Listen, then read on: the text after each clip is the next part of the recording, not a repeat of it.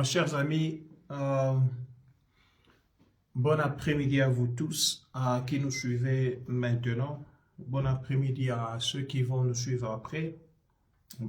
Bon après-midi ou bonjour, ça dépendra, ou bonsoir encore du temps auquel vous allez, le temps, vous dites par lequel ou auquel vous allez avoir ce live.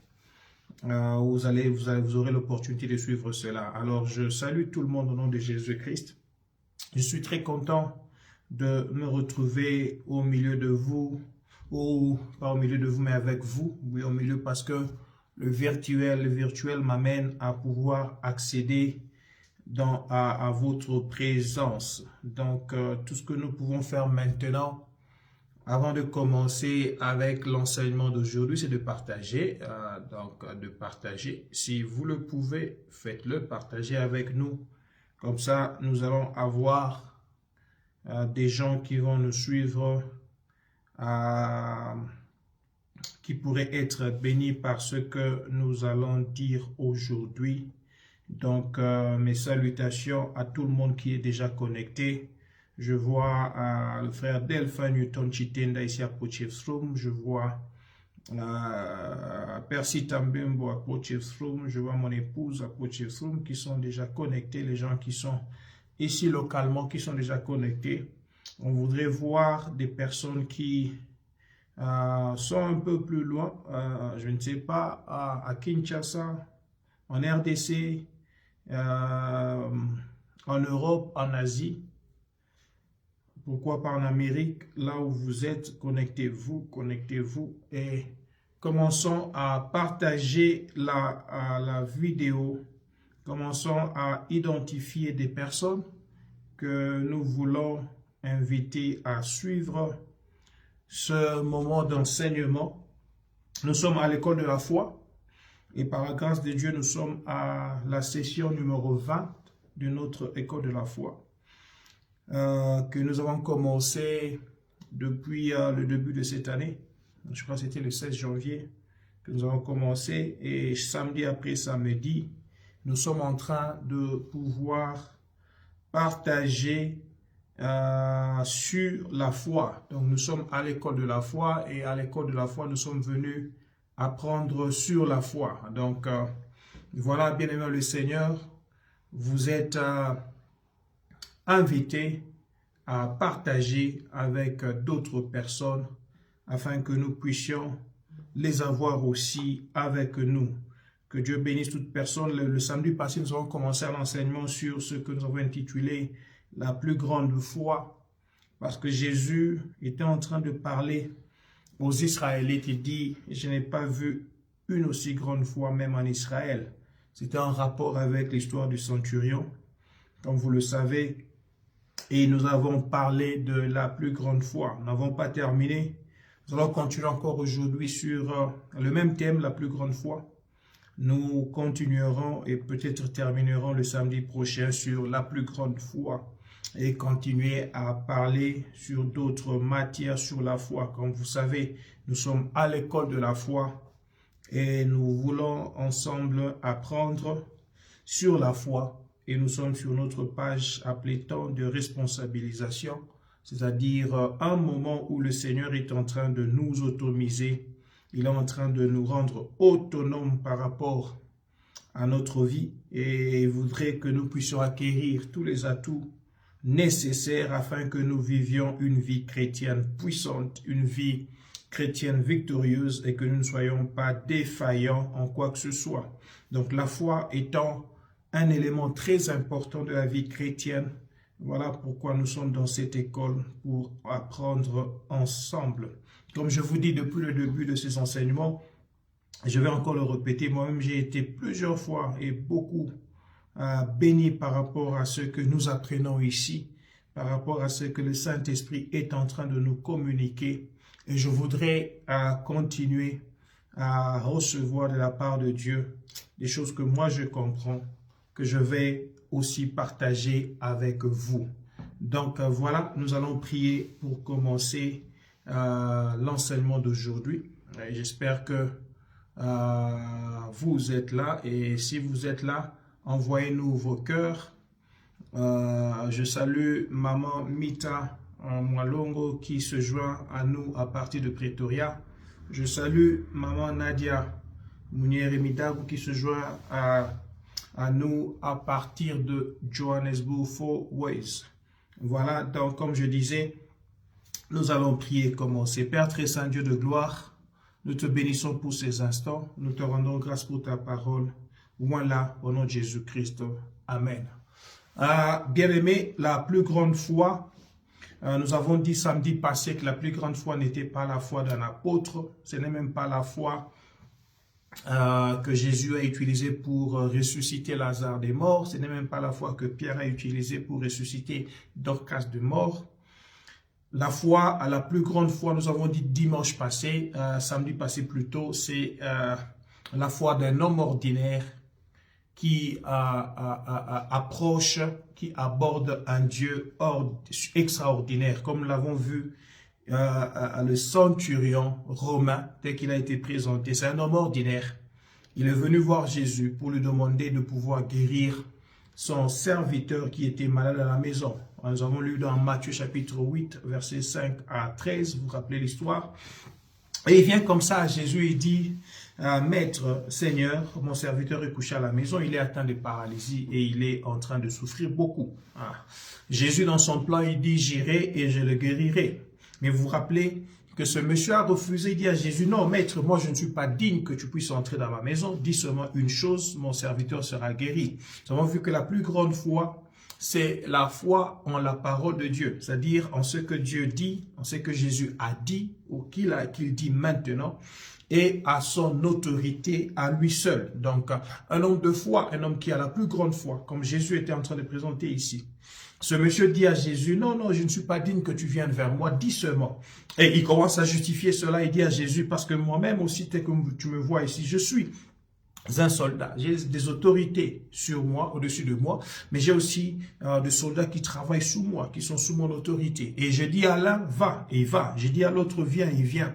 Donc Jésus, tu n'as même pas besoin de pouvoir venir. Dis seulement une chose, mon serviteur sera guéri. Et comme je vous ai dit, il était en train de dire à Jésus, Jésus, tu as la capacité de pouvoir parler. Et la guérison est comme un serviteur pour toi, une servante. Si tu dis à la guérison, va, entre dans la maison de ce centenier, la guérison y entrera directement. Donc la plus grande foi, je vais encore répéter cela, c'est la foi en la parole de Dieu. C'est la foi en ce que Dieu a dit et ce que lui seul a dit.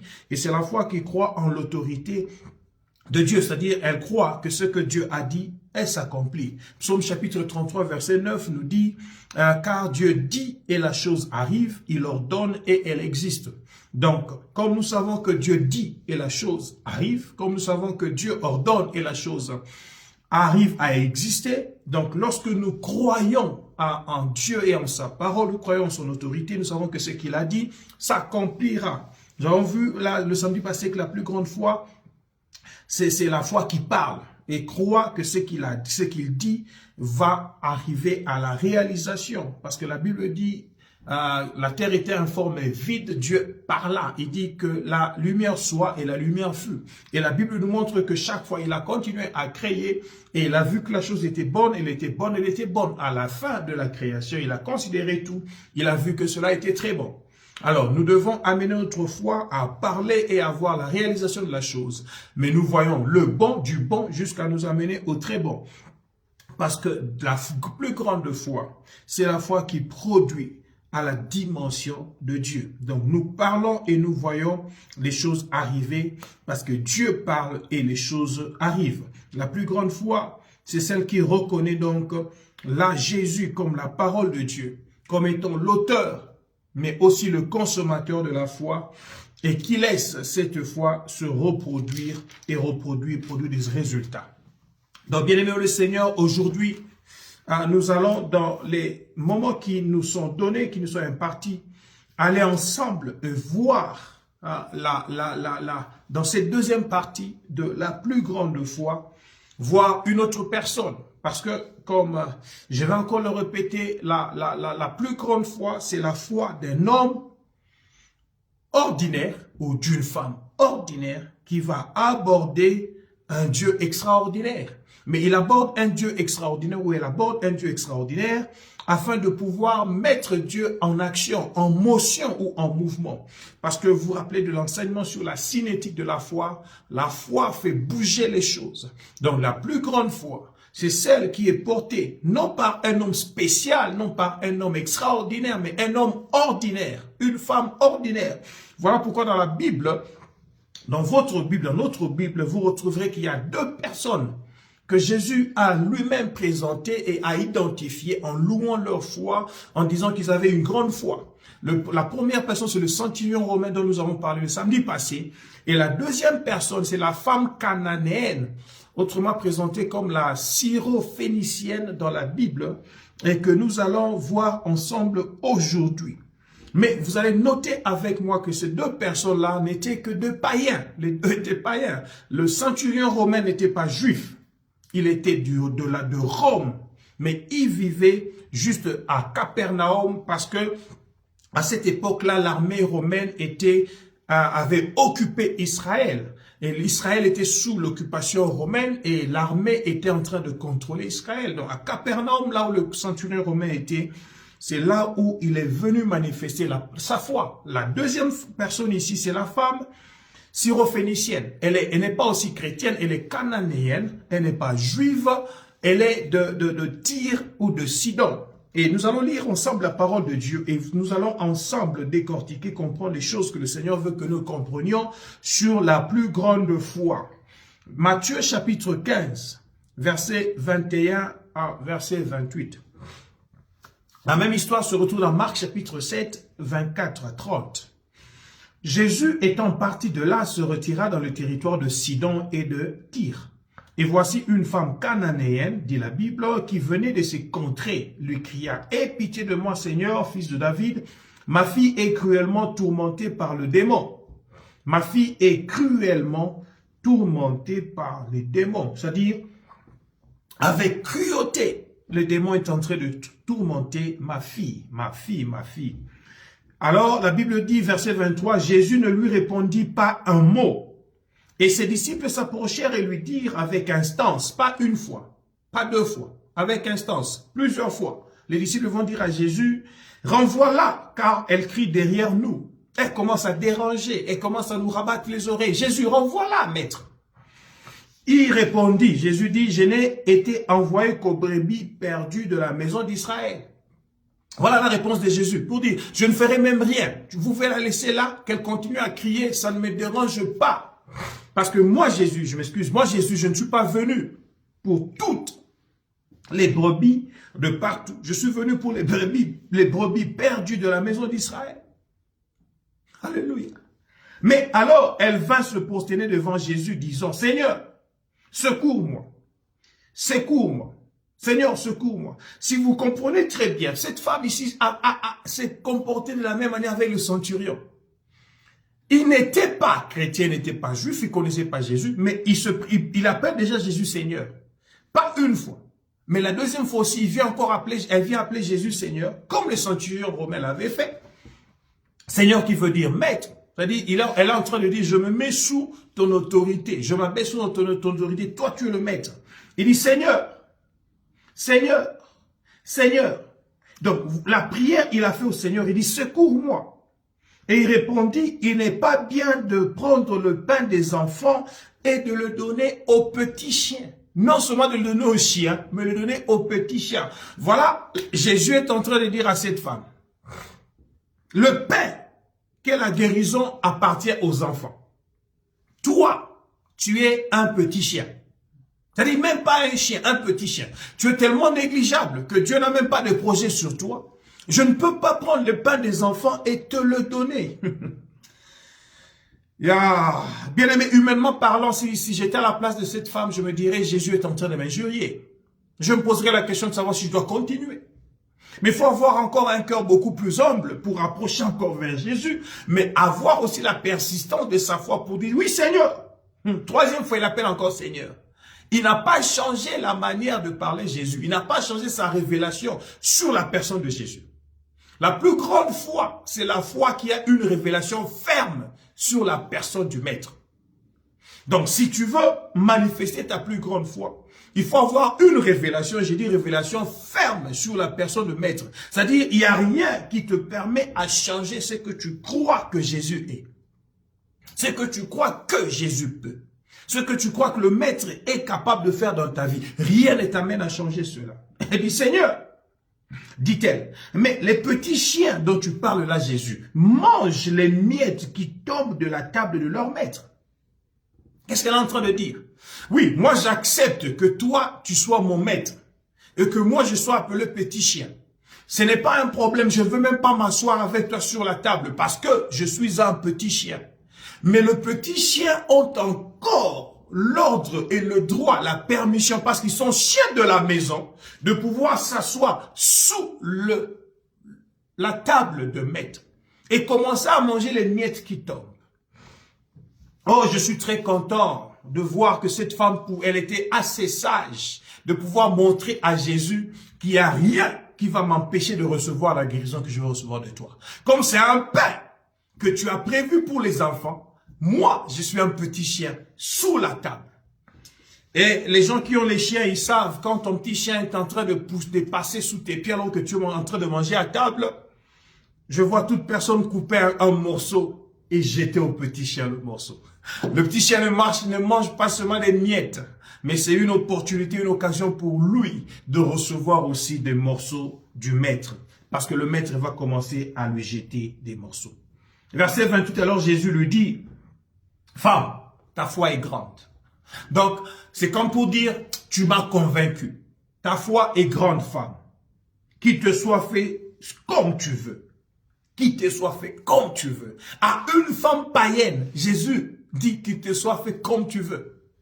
À une femme qui n'est pas de la maison d'Israël où Jésus a dit, moi je ne suis venu que pour donner le pain à qui? Aux enfants perdus de la maison d'Israël, pas à toi. Je n'ai été envoyé qu'aux brebis de la maison d'Israël. Mais Jésus va lui dire, ta foi est grande, qu'il te soit fait comment? Comme tu veux. Et la Bible dit, alors même sa fille fut guérie. Alléluia. Bien-aimé dans le Seigneur, je voudrais ici vous parler de cette grande foi de cette femme. Je vous ai dit premièrement que la plus grande foi telle qu'elle nous est montrée ici, c'est la foi qui a une révélation ferme de la personne du Maître, de la personne de Jésus. Avoir cette révélation et se rassurer et être convaincu que Jésus est capable de faire cela et qu'il est ce que tu crois qu'il s'est révélé à toi et tu restes ferme. C'est comme quelqu'un qui dirait, dans ce temps de la pandémie, nous avons dit que Jésus est le guérisseur. Il est celui qui guérit. Alors que nous voyons des gens qui sont en train de mourir à nos côtés, gauche et droite. Est-ce que nous allons dire que Jésus ne guérit pas? Non. C'est lui qui a la plus grande foi. Il est celui qui va déclarer tous les jours, déclarer et décréter que je suis champion et je sais que Covid-19 ne change pas la personne de Christ. Jésus reste le maître sur le trône. Jésus est l'autorité suprême sur le trône. Qui est 10 personnes qui tombent à ma gauche. Qui est 100 personnes qui tombent à ma droite. Comme aujourd'hui en Afrique du Sud, il y a eu 24 000 personnes qui ont reçu Covid. Et qu'il y a autant qui sont morts. Moi, je ne serai pas atteint. Pourquoi? Parce que j'ai la révélation ferme d'un Dieu qui me protège, qui me garde, qui m'a donné la santé divine et qui est aussi le guérisseur divin. Lorsque le virus entrera dans mon corps, il mourra. Parce que ce virus ne me tuera pas. Je ne mourrai pas, je vivrai. Et je raconterai le merveille de Dieu. Je le dis parce que j'ai une révélation ferme en la personne de celui qui m'a appelé. En la personne de celui qui m'a oint. En la personne de celui qui me fait grâce de vivre aujourd'hui. Alléluia. Cette femme est venue vers Jésus. Écoutez ceci. La foi de cette femme a rencontré 3 obstacles. Et je voudrais parler à quelqu'un. Je vais te dire, si tu veux avoir la grande foi dont Jésus est en train de louer dans la vie du centurion et dans la vie de cette femme, ta foi connaîtra des obstacles. Le premier obstacle que cette femme a connu, c'était le silence de Jésus. Le silence. Écrivez le silence de Jésus. Et je ne parle pas du silence des hommes, je parle du silence de Jésus. La Bible dit, Jésus étant parti de là, il se retira dans le territoire de Tyr. Et voici une femme cananéenne qui est venue vers Jésus. Elle a crié. La Bible ne dit pas qu'elle a parlé à Jésus. Elle a crié. Il est écrit au verset 22, elle lui cria. C'est-à-dire, elle n'a pas seulement dit, Jésus, s'il te plaît, guéris-moi. Jésus, viens guérir mon enfant. Il dit, ma fille, il dit, aie pitié de moi. Seigneur, fils de David, viens guérir. Donc, cette femme avait la révélation de Jésus. Elle est restée ferme dans sa révélation de Jésus. Il a appelé Jésus, elle a appelé Jésus, Seigneur, Seigneur, Seigneur, 3 fois. Dans cette conversation. Chaque fois qu'elle s'approchait de Jésus, elle s'approchait de Jésus en lui parlant de qui il était. Il dit, Seigneur, fils de David. Pourquoi elle ajoute encore fils de David? Parce qu'il a été déclaré que le sceptre ne s'éloignera pas de Juda. C'est-à-dire, l'autorité sera donnée à ceux qui seront de la lignée de David. Donc, en disant fils de David, cette femme est en train de dire, je sais que tu es le maître, mais je sais que l'autorité est sur toi. Et tu as l'autorité de parler pour que la guérison parte et entre dans la vie de ma fille, mais tu as aussi l'autorité de parler pour que les démons partent. Elle a dit, ma fille est tourmentée, cruellement tourmentée par le démon. C'est-à-dire le diagnostic avait déjà été posé. Peut-être il y avait un prophète qui avait dit à cette dame ici, tu vois ce qui arrive à ta fille si c'est un démon. Mais ayant diagnostiqué, cette personne était incapable de pouvoir donner solution. Jésus, cette femme était fermement convaincue que Jésus allait le faire. Mais elle vient crier vers Jésus. La Bible dit au verset 22, il ne lui répondit pas un mot. Jésus ne dit pas un seul mot. Pendant combien de temps, je ne sais pas. Elle a crié, Jésus n'a pas répondu. Le silence de Jésus peut être le premier obstacle à la foi. Alors beaucoup de gens ont la foi. Et parce que Jésus a été silencieux pendant longtemps, ils ont abandonné. Ou elles ont abandonné. Combien de fois n'as-tu pas crié vers Jésus? Je ne sais pas pour quel problème, je ne sais pas pour quelle difficulté, je ne sais pas pour quelle situation. Ça peut être la tienne, ça peut être celle de ta maman, ça peut être ton frère, ça peut être ta situation financière. Et tu as comme l'impression que le maître est silencieux. Alléluia. Bien aimé, il y a 2 types de foi que je veux vous dire ici. Il y a la foi qui dit je crois. Mais lorsque les situations ne se présentent pas telles que elle a dit il croit, cette foi-là abandonne.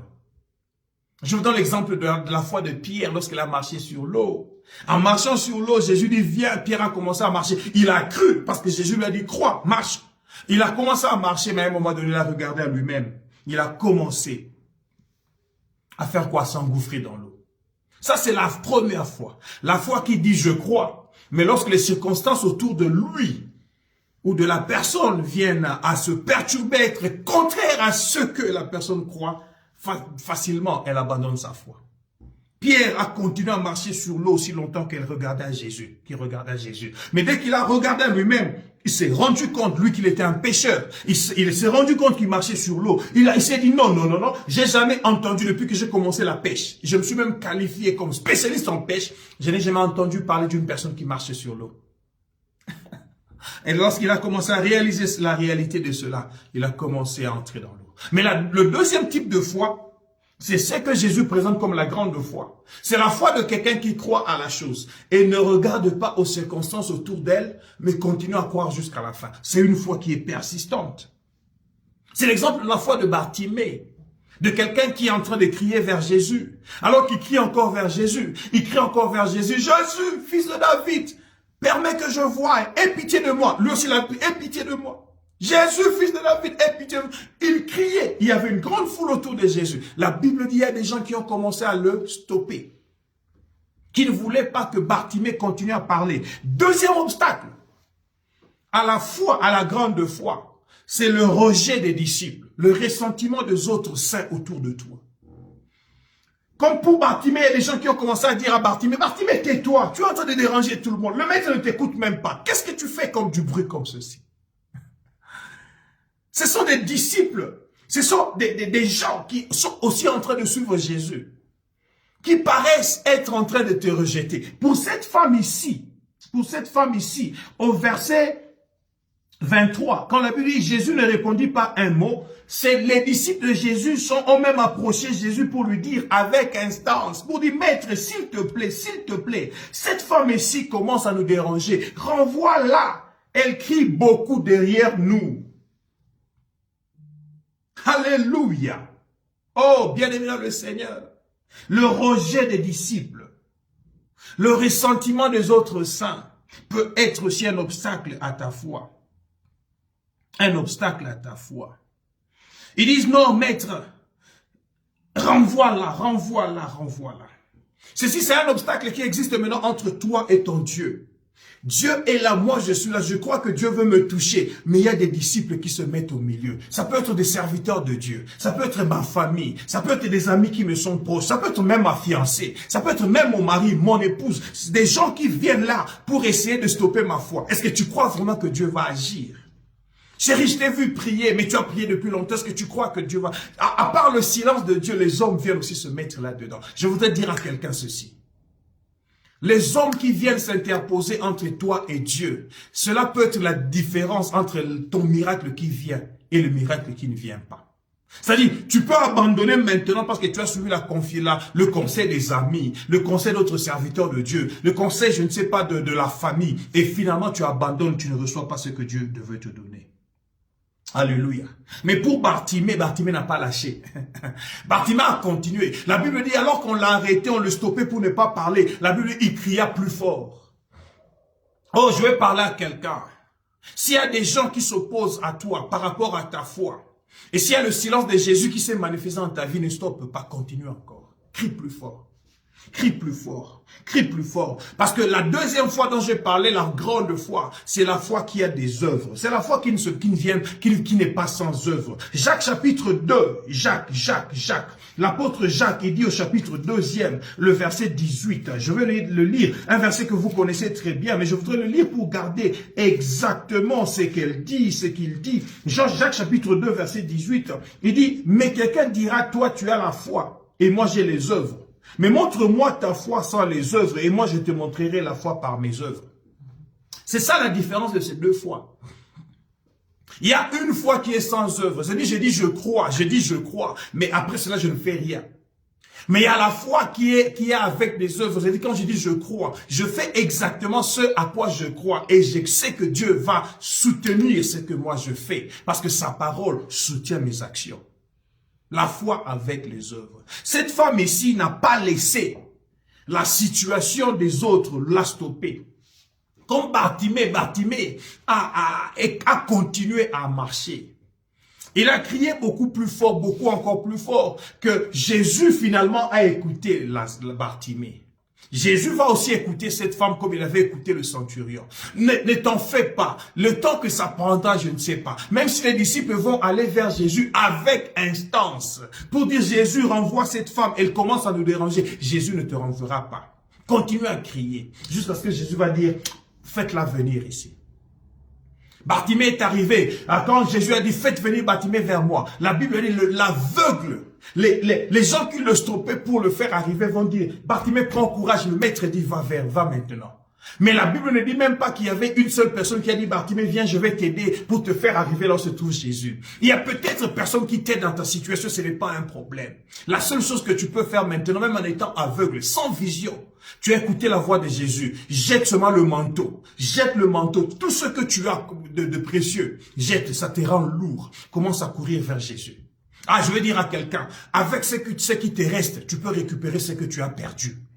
Avec ce qui te reste, tu peux récupérer ce que tu as perdu. Bartimée avait déjà perdu la vue, il ne pouvait plus voir. Mais il avait encore la foi pour écouter Jésus. Il avait encore l'ouïe pour écouter Jésus. Et cette ouïe-là a fait que la parole de Jésus est entrée dans son oreille. Il a écouté. Il a permis à cette parole de passer par la méditation. Cela est entré dans son cœur. Il s'est mis d'accord avec la parole de Jésus. Donc il a entendu.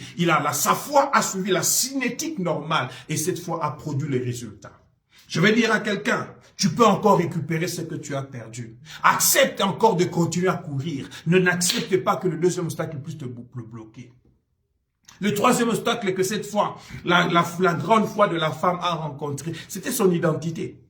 La Bible dit qu'elle était une femme syro-phénicienne, une femme païenne, une femme cananéenne. Elle n'était pas juive.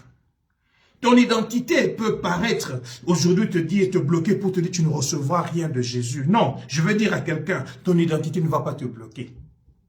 Tu es appelé païen, tu es appelé pécheur, Tu es appelé loin de Dieu. Ce n'est pas un problème. On dit que tu ne mérites pas. Voilà la grande raison pourquoi Jésus est venu. Jésus est venu pour des gens comme toi et moi qui ne méritions pas de recevoir. C'est-à-dire, c'est ça la place de la grâce. La grâce, la grâce, la grâce. C'est la place de la grâce.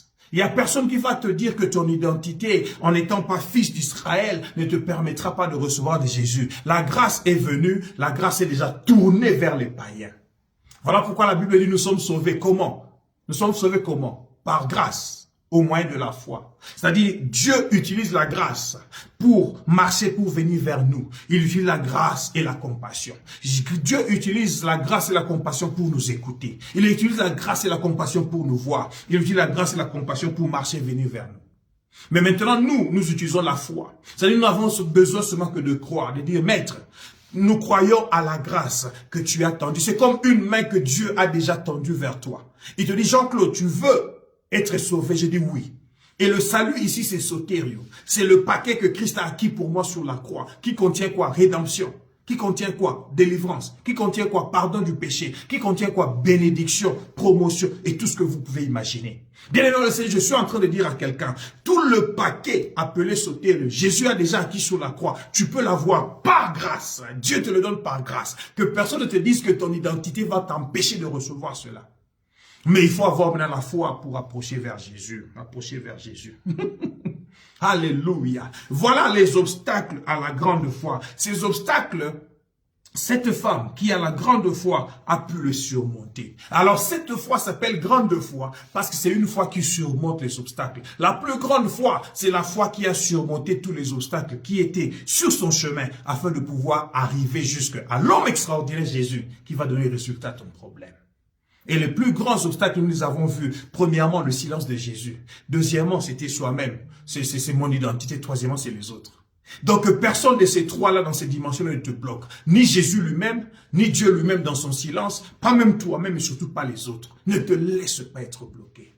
Alors ton identité, encore quelqu'un va te dire, mais qui tu es? Non, je voudrais te dire, tu as été créé à l'image de Dieu et selon sa ressemblance. Dans notre retraite présentement, où nous sommes en retraite de 3 jours, le Seigneur a mis dans notre cœur de pouvoir revenir, comment on appelle awareness, il nous met en conscience de savoir ce que nous sommes et qui nous sommes.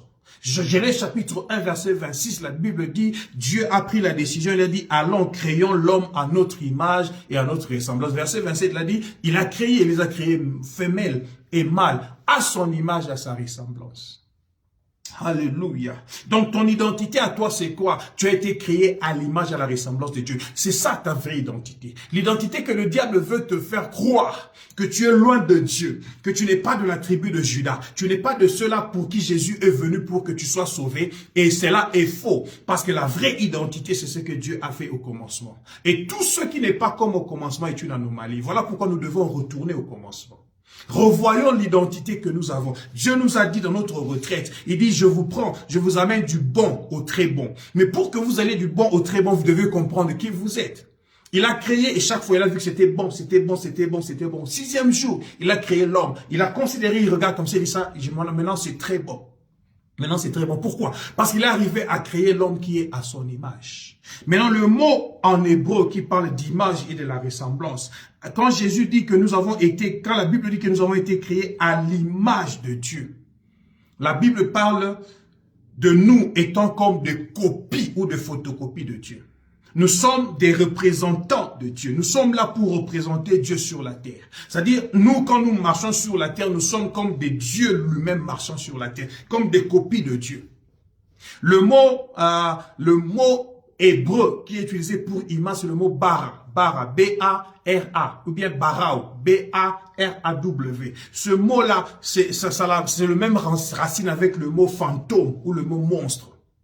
C'est-à-dire, quand on parle d'un fantôme, on est en train de parler de la représentation du diable. Quand quelqu'un voit avoir un fantôme ou tu vois un monstre, que ce soit en rêve ou en cauchemar, tu dis le diable est en train de m'attaquer. Pourquoi? Parce que fantôme égale diable. Pourtant, fantôme n'est pas diable, mais fantôme est représentant du diable.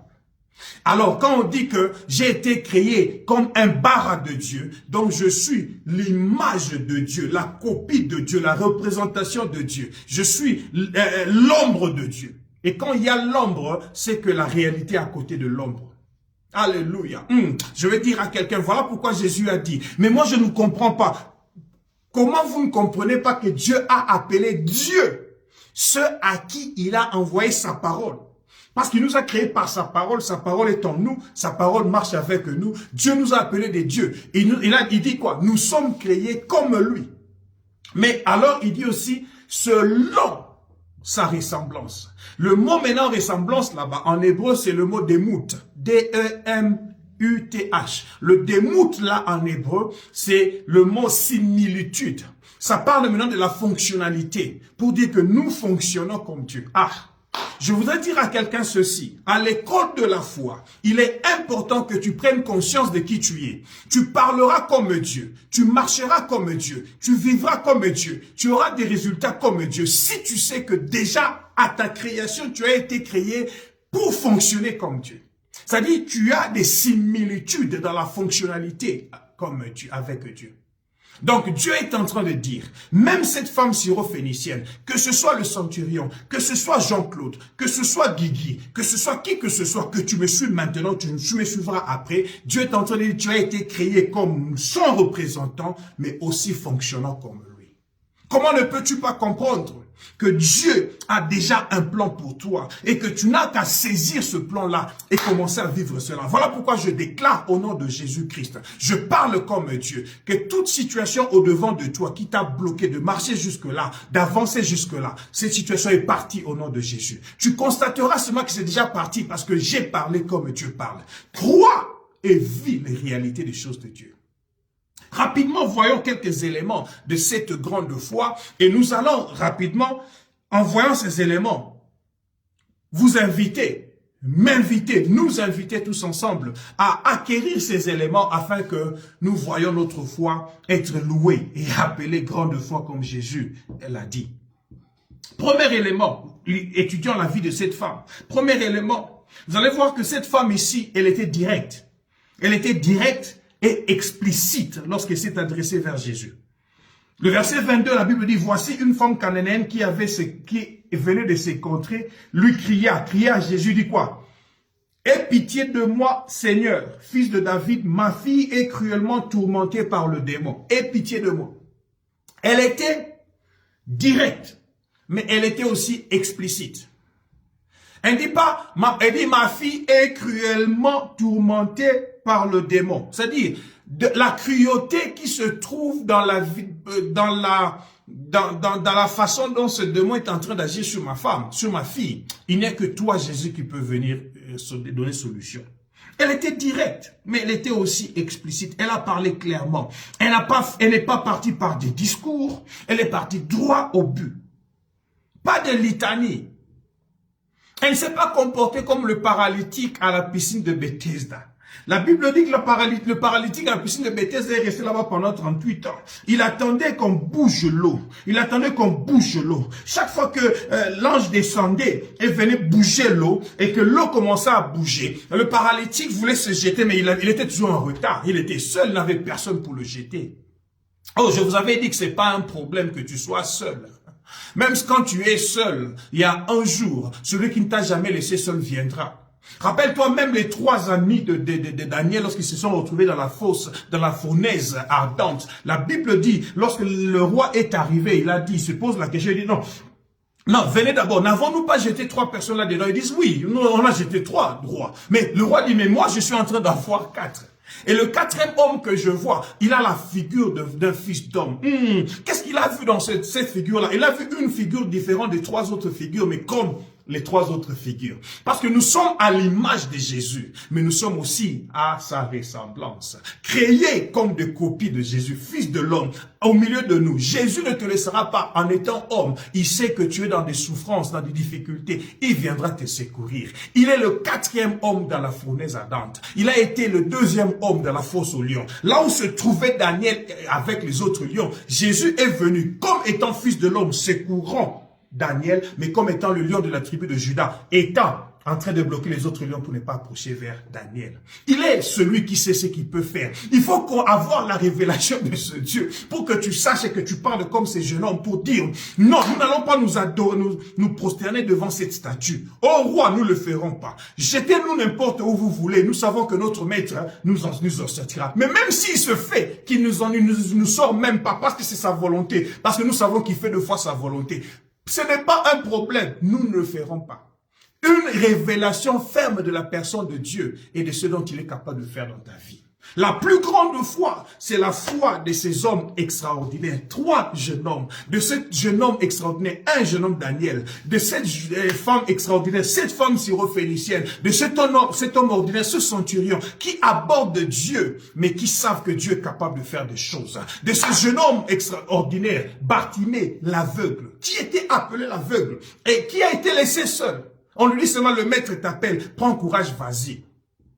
Je voudrais te dire ceci, le paralytique qui a été porté pendant 38 ans par le lit, le jour qu'il a rencontré, il a eu la révélation de Jésus dans la foi. Jésus lui a permis de se lever et de prendre le lit. Le même lit qu'il a porté pendant 38 ans dans la maladie, le paralytique a porté celui, il est parti. Je vais dire à quelqu'un, la situation qui t'a supporté pendant longtemps, toi tu vas supporter la situation. Tu te leveras et tu marcheras. Ce même lit qui te prenait, tu le porteras. Ça, c'est peut-être une petite maison. C'est peut-être la chambre dans laquelle tu dors aujourd'hui. Ça peut être pendant longtemps que tu restes dans la chambre, mais un jour, tu prendras soin de la chambre. Parce que tu seras capable de pouvoir multiplier ces chambres. Tu seras capable de mettre cette chambre-là à côté des autres chambres. Pour dire à la chambre, tu ne seras plus seul. Tu as été pendant longtemps seul à me supporter. Maintenant, je suis capable de vous reproduire en multiples. Bien évidemment, le Seigneur, je suis en train de parler à quelqu'un. Je dis ceci. Le premier élément de cette femme, elle était directe, elle était aussi explicite. Ne sois pas comme le paralytique. Jésus lui demande, veux-tu être guéri? Il dit, oui, maître, tu sais quoi? Moi, je suis ici, ça fait 38 ans. Chaque fois que je vais bouger un peu comme ça, quand l'ange là vient, il bouge de l'eau. Et quand moi, je vais me jeter, quelqu'un d'aussi entre là-dedans. Jésus dit, regarde ceci, regarde-moi. Quand moi, je viens vers toi, je n'ai pas besoin de tes discours. Je n'ai pas besoin des explications scientifico-culturaux, je ne sais pas, géologiques. Je n'ai pas besoin des explications de votre clan, de votre région. Non, j'ai même pas besoin que tu m'expliques combien de professeurs t'ont déjà dit que ta situation est difficile et impossible. Je n'ai même pas besoin de savoir qui t'a déjà rencontré, qu'est-ce qu'il a dit. Jésus dit, veux-tu être guéri? La réponse est oui ou c'est non.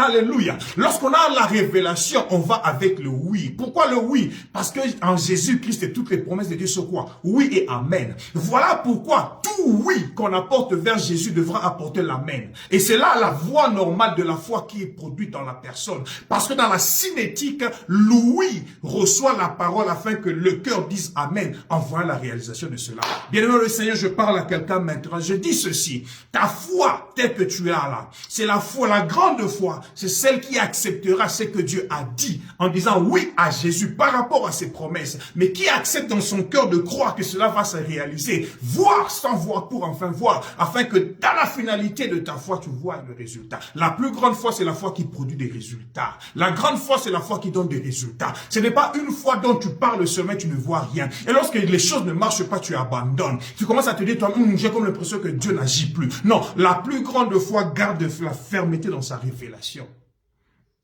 Alléluia. Alléluia. Deuxième élément dans la grande foi. Cette femme ici était humble. Elle était humble. Elle avait une disposition de bon cœur déjà. Elle est cananéenne. Elle vit dans ces contrées-là. Elle vient, commence à crier vers Jésus. Et Jésus ne lui répond pas. Cette femme ne se dit pas, Jésus, qu'est-ce qu'il croit qu'il est? J'abandonne à moi. Bien aimé le Seigneur, elle était humble tellement qu'elle a continué. Parce qu'elle savait qu'elle a besoin de Jésus. Pourquoi tu ne peux pas seulement demeurer humble? Tu sais, la Bible dit l'humilité précède la gloire. L'humilité précède la gloire. Cette femme ici devait seulement entrer dans la gloire parce qu'elle avait été humble. Et comme Dieu ne renie pas sa parole, il a dit, comme il a dit que l'humilité précède la gloire, c'est réellement comme ça qu'elle a vu la gloire. La Bible ne dit-elle pas, humilie-toi sous la même puissance de Dieu, rabaisse-toi sous la même puissance de Dieu, et à autant convenable, il te lèvera lui-même. Cette femme ici était humble. Pendant que Jésus ne lui répond pas, elle continue à crier. Les disciples vont commencer à parler à Jésus pour dire, Jésus, chasse-la. Tu vois, cette femme, si elle nous dérange. Cette femme n'a jamais répondu, ni aux disciples, ni à Jésus directement. Pas de mauvaise manière. Elle était humble. Mais au-delà de son humilité, qu'est-ce qu'elle a fait, cette femme ici? Elle a démontré qu'elle était fervente. Troisième élément. Elle avait une ferveur, c'est-à-dire une grande chaleur en elle, une passion pour la chose qu'elle était en train de rechercher, au point qu'elle était prête à pouvoir devenir une adoratrice. Rappelez-vous qu'elle était cananéenne, elle n'était pas adoratrice. Mais finalement, elle a compris, je dois me prosterner vers Jésus. Le verset 23, la Bible dit, alors que Jésus ne répondit pas, les disciples l'approchèrent et lui dirent avec insistance, renvoie-la. Jésus va répondre pour dire, je n'ai été envoyé qu'au brebis perdu de la maison d'Israël. Mais alors cette femme ici va faire quoi? La Bible dit, elle va venir se prosterner devant Jésus, disant, Seigneur, secours-moi. Elle avait cette ferveur, cette passion, cette grande chaleur dans son cœur, sachant que je vais aller vers Jésus, j'aurai ce que je vais avoir. Au point que quand Jésus ne répondait pas, il s'est dit, c'est pas grave, je vais aller jusqu'au-delà du voile qui est présenté devant de moi, entrer dans la présence, dans le Saint de Saints, là où l'adoration est offerte à Jésus. Je vais m'amener moi-même comme un encens, je vais m'offrir moi-même à elle, à lui, et je vais me jeter à ce pied.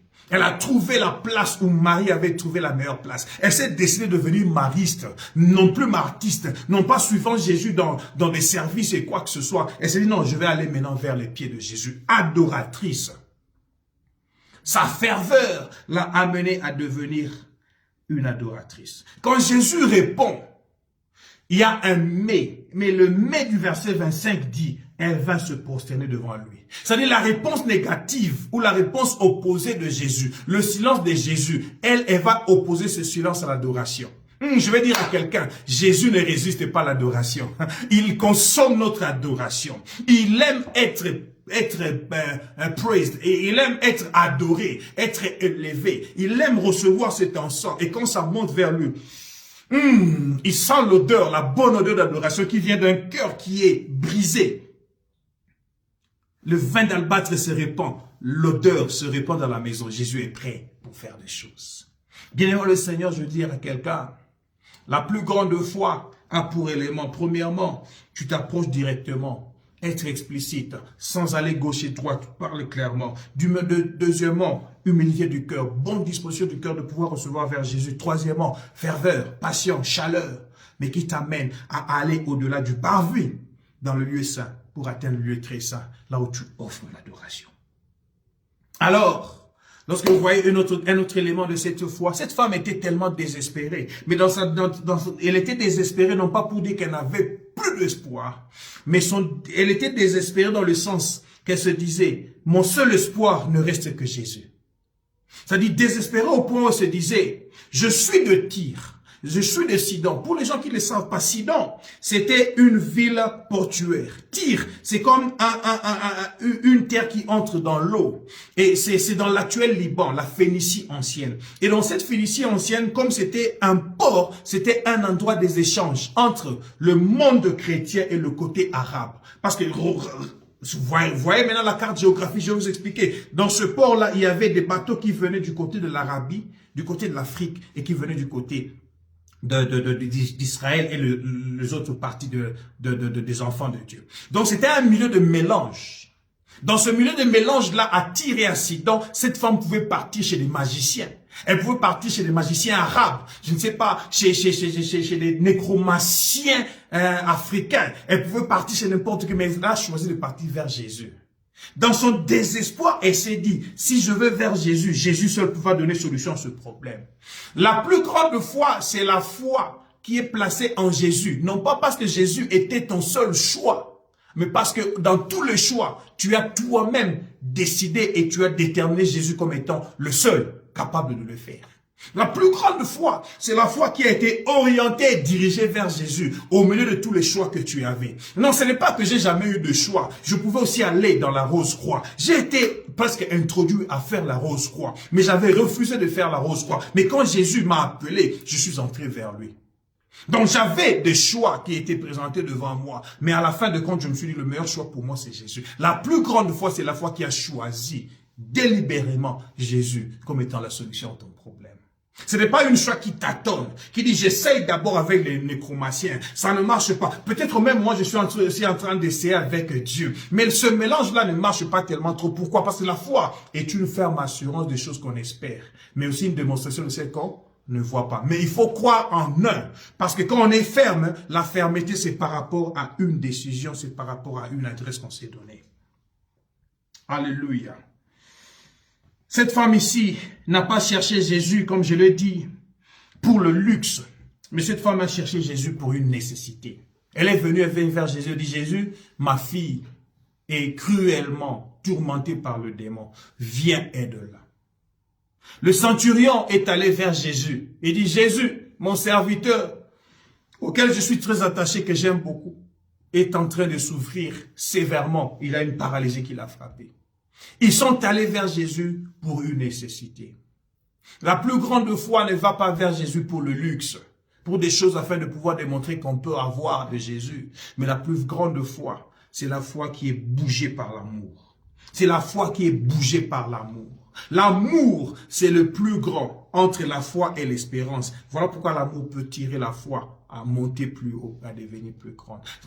Dans l'enseignement après la plus grande foi, pas le samedi prochain, le samedi qui suivra, je vais vous parler, non, même le samedi prochain, je vais vous parler de la foi qui est bougée par l'amour. La foi qui est bougée par l'amour. Cette grande foi dont nous parlons ici, elle est bougée par l'amour. Jésus ne peut pas se taire face à quelqu'un qui présente de l'amour. Jésus est l'amour, il aime l'amour, il s'associe à l'amour. Cette femme n'est pas venue pour elle-même, elle est venue pour sa fille. Le centurion n'est pas venu pour lui-même, il est venu pour son serviteur. Ce sont des gens qui viennent pour l'amour, bougés par l'amour, et leur foi a été déclarée la grande foi. Finalement, cette grande foi, dernier élément, 6e ou 7e élément, elle était persistante. Cette femme était persistante. C'est-à-dire, elle est restée constante. Elle est restée sans faiblir. Elle a marché. Verset 27, la Bible dit, oui Seigneur, dit-elle, mais les petits chiens mangent les miettes qui tombent de la table de leur maître. Parce que Jésus voulait dire, il n'est pas bien que je prenne le pain des enfants et je puisse le donner aux petits chiens. Elle a été persistante. Elle a persisté. Elle n'a pas faibli. Elle est restée constante. Bien aimé, il n'y a rien que le maître est en train de chercher dans notre foi que la constance. Il va voir comment nous sommes constants. Je le dis encore, je le répète aux gens qui travaillent avec moi. J'aime la constance et je voudrais que les gens soient constants. Je n'aime pas les gens qui font les choses, aujourd'hui on le fait comme ceci, demain on le fait comme cela. Non, non, on doit le faire de manière constante, bien aimé. Aimons le Seigneur constamment. Marchons avec lui constamment. Prions constamment. Lisons la Bible constamment. Engageons-nous à servir Dieu avec constance. Avec constance. Que je ne vienne pas prier un dimanche, après je vais prier après 3 dimanches. Que je ne vienne pas à l'église un samedi, que je ne vienne pas jeûner pour un lundi, et puis je jeûne après encore 6 mois. Non, mais que j'ai une constance. Dieu répond à la constance. Il répond à la constance. La persistance dans la foi vient produire en toi la grande foi que Jésus va louer. Jésus aime les jusqu'au boutistes. Et cette foi, cette grande foi, c'est la foi qui va jusqu'au bout. Bien-aimé le Seigneur, en rassemblant cela ensemble, c'est-à-dire en ayant surmonté les obstacles, le silence de Jésus, le rejet des disciples, sa propre identité, et en associant les éléments tels que elle a été directe, explicite, humble, elle était fervente, elle est devenue adoratrice, désespérée, pointant Jésus comme le seul espoir. Elle a cherché la nécessité parce qu'elle était bougée par l'amour, et en étant persistant. Cette foi, Jésus l'a qualifiée de grande foi. Quelle est ta foi? Quelle foi que tu as?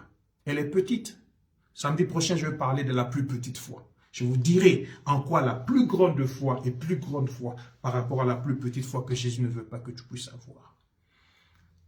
Cet après-midi, le Seigneur t'invite à pouvoir présenter la grande foi. Et cette grande foi, c'est celle qui croit avec fermeté à la révélation de la personne de Jésus et en ses capacités de faire dans ta vie des choses qu'il peut faire. Mais tu demeures constant ou constante et tu n'abandonnes pas, quoi que soient les obstacles. Que Dieu vous bénisse. Je voudrais prier avec les personnes qui sont là. Dieu de grâce, Dieu Tout-Puissant, merci pour ta parole. Merci pour la foi que tu nous enseignes. Merci pour des choses que tu nous dis qui peuvent arriver dans nos vies. Je prie au nom de Jésus-Christ que la personne qui m'a suivi, que celle qui va me suivre après, qui veut reproduire cette grande foi dans sa vie, qu'elle puisse le faire et qu'elle voie des résultats au nom de Jésus-Christ. Nous avons ainsi prié. Amen. Je te souhaite de vivre des résultats dans ta foi et que chaque jour, à partir de maintenant jusqu'à samedi prochain, que tu aies un élément à vivre dans ta vie qui va être des témoignages pour la foi que tu as manifestée en Christ. À samedi prochain, même heure, même lieu, même place. Que Dieu vous bénisse. Bye.